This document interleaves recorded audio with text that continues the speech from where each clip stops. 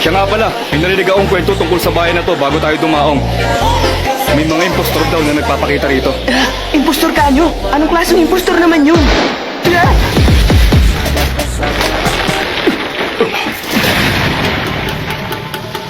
Hoy, hoy, hoy, hoy! Wala akong balak na saktan kayo dahil wala kayong kasalanan. Pinagtagpo lang tayo ng kapalaran. Ibigay nyo na sa akin ang mga dala nyo para kaawaan ko kayo. Sino kaya ang damulag na to? Ang forehead protector na yan. Tama ang nasa isip mo. Dahil ako ang dakilang ninja na tumalo sa pangkat ng Akatsuki. Ang nag-iisang bayani ng Konoha, ang sikat na ninja si Uzumaki Naruto.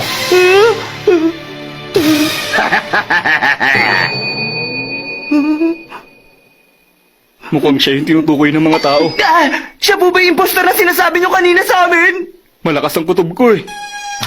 Siya pala si Naruto?